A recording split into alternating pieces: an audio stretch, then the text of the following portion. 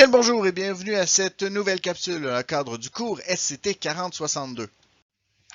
Aujourd'hui, on parle de population et de communauté.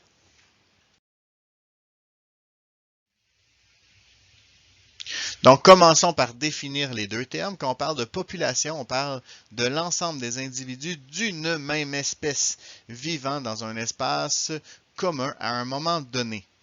Quand on parle de communauté, en fait, c'est principalement la même chose, mais on parle d'espèces différentes. Donc, l'ensemble des populations, c'est le regroupement des populations d'espèces différentes qui habitent dans un même milieu de vie. Finalement, quand on parle d'un écosystème, question de bien comprendre, bien que les écosystèmes vont être traités un petit peu plus tard dans le livre. Donc, ce sont des communautés d'organismes qui interagissent les uns et les autres avec des éléments qui sont non vivants d'un milieu. Donc là, on introduit tout ce qui est non vivant à l'intérieur du milieu, alors que quand on parle des communautés, on parle vraiment des êtres vivants dans le milieu. Maintenant, comment on peut faire pour faire varier cette population-là, donc pour faire varier le nombre d'individus qui va correspondre à ma population? Eh bien, évidemment, le premier, c'est la naissance. Donc, il va augmenter la taille de ma population. Je vais aussi avoir un autre phénomène qui peut augmenter la taille, et je parle évidemment de l'immigration. Donc, si j'ai un nouvel individu qui se présente sur le même milieu. Au contraire, l'émigration, eh bien, à ce moment-là, je peux avoir, ça va causer une diminution de ma population. Et la mortalité aussi peut causer une diminution de ma population. Maintenant, comment on peut faire pour dénombrer une population? Donc, pour savoir le nombre d'individus qu'il y a dans une population, parce que ça va être important pour comprendre quelle est la biodiversité, si un milieu a une bonne biodiversité ou non. Et aussi pour pouvoir voir l'évolution d'une population. Donc, la première chose pour les dénombrer, eh bien, ça va être simplement de les compter. Donc, les compter un par un. Sauf que le problème, c'est que des fois, ils sont plusieurs. Et quand ils sont plusieurs, ça peut rapidement devenir un peu long. Donc, la deuxième façon de compter, c'est d'y aller par la méthode de parcelle de terrain. Donc, à ce moment-là, je vais avoir une parcelle et je vais compter le nombre d'individus à l'intérieur. Et à ce moment-là, je vais simplement dire, ben, ma taille de la population, ça doit être proportionnel. Donc, si dans les parcelles que j'ai calculées, j'ai un certain nombre d'individus par aire de parcelle, eh bien, si je multiplie par l'aire totale du terrain, bien, je vais avoir la taille totale de la population.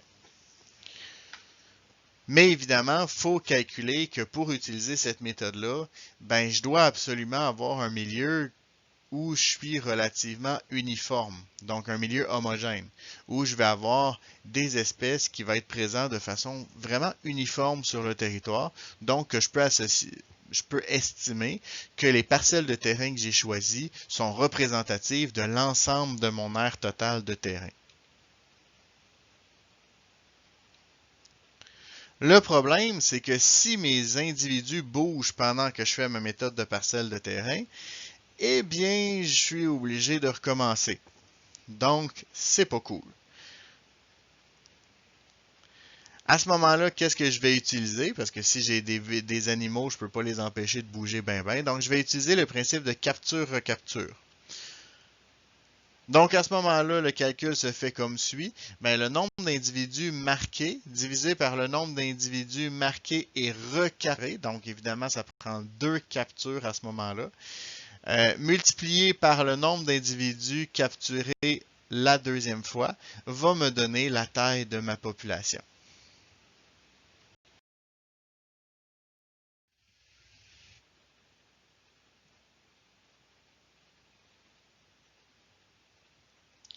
Comme je vous l'ai dit, au niveau de la méthode de parcelle de terrain, il faut que je m'assure que mon milieu soit homogène. Si mon milieu n'est pas homogène, ça va être plus difficile pour moi de faire des parcelles de terrain.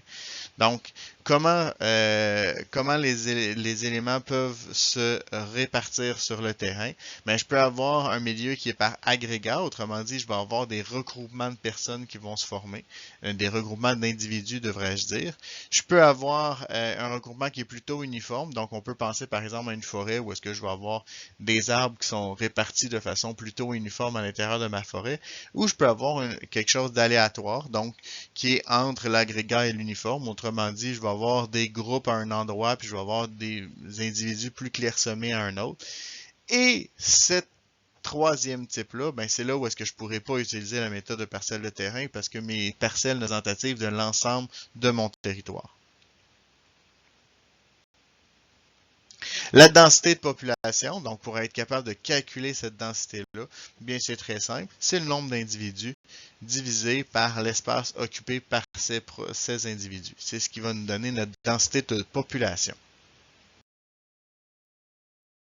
Évidemment, je vais avoir des facteurs qui vont influencer cette densité de population-là.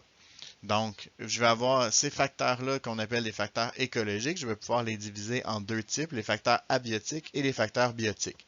Dans les facteurs abiotiques, ce sont des facteurs qui ne sont pas liés directement à la vie. Donc, on peut parler par exemple de la quantité de lumière, du pH du sol ou de l'eau si j'ai un biome qui est aquatique.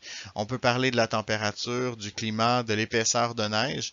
Évidemment, l'épaisseur de neige va, par exemple, pour un cerf, eh bien, il va devoir être capable de trouver sa nourriture quand même à travers la neige, donc ça peut avoir une influence.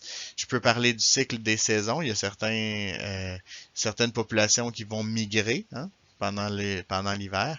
Et je peux parler aussi de cataclysmes. Donc, s'il y avait une éruption volcanique ou un feu de forêt, où je vais avoir une transformation profonde d'un écosystème. Et donc, ça va avoir un impact direct sur ma densité de ma population. Au niveau des facteurs biotiques, j'ai dit que c'était lié aux êtres vivants. Donc, à ce moment-là, je peux parler de maladies, de quantité de nourriture disponible. Je peux parler de prédation, de compétition. La compétition, qu'est-ce que je veux dire? Eh bien, il y a deux types de compétition. En fait, il y a trois types de compétition. Je peux lutter pour un territoire, je peux lutter pour de la nourriture, ou je peux lutter pour la reproduction. Donc, je peux lutter pour une femelle. Dans les trois cas, évidemment, ça peut influencer ma densité de population parce que si j'ai une quantité de nourriture limitée par rapport à une population qui est trop grande par rapport à cette quantité de nourriture, mais ça va être seulement les mieux adaptés à leur alimentation qui vont pouvoir survivre. Les autres vont mourir, donc ça va faire baisser ma densité de population à ce moment-là. Et évidemment, l'activité humaine peut avoir une influence aussi, spécialement quand on coupe des forêts pour pouvoir implanter des quartiers résidentiels, ou si on assèche des marécages pour pouvoir implanter des secteurs résidentiels ou des nouvelles constructions. Mais dans les deux cas, je vais avoir des situations où est-ce que je vais modifier encore une fois profondément l'écosystème, et donc ça va avoir un impact sur mes densités de population. Quand on parle d'un facteur limitant, je vous en ai parlé tantôt, c'est quand on manque de ressources pour l'ensemble de la population. Donc, autrement dit, ça va avoir un effet de réduire la densité de la population. Si, par exemple, j'ai une quantité de nourriture limitée pour une raison X, Y, Z, par exemple, il y a eu un feu de forêt et j'ai moins de végétaux pour nourrir mes animaux, eh bien, mes animaux vont décliner, la population d'animaux vont décliner par manque de nourriture.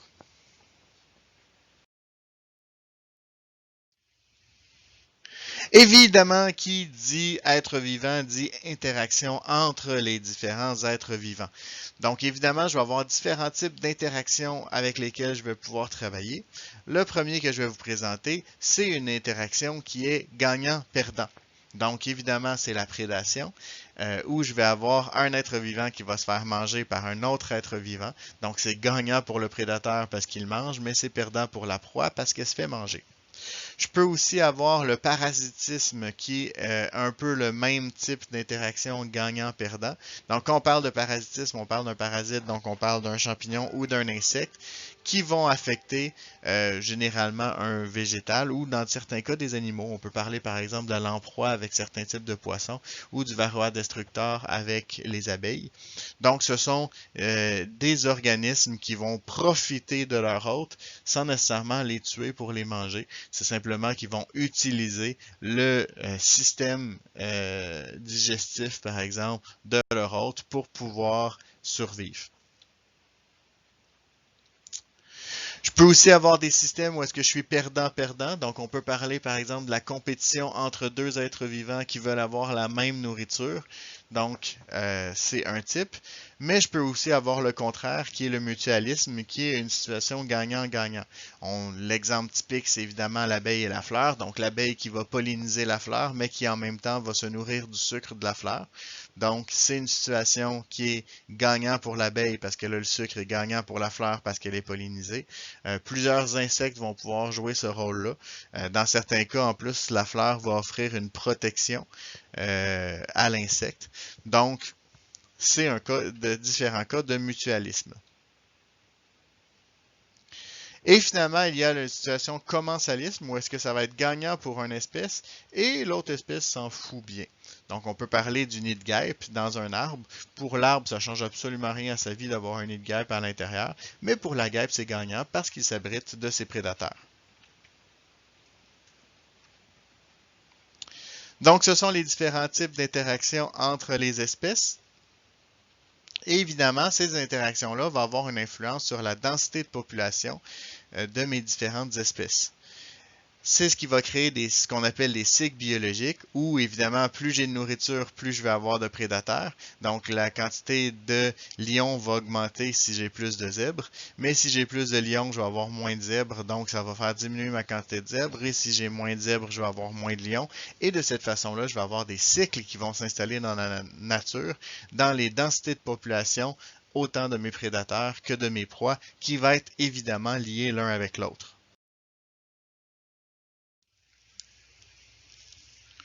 Maintenant, je vous ai parlé de biodiversité. Laissez-moi simplement vous expliquer comment on évalue la biodiversité dans un milieu. Donc, la biodiversité s'évalue non seulement par le nombre d'espèces qui est présent, mais aussi par l'abondance relative. Je m'explique.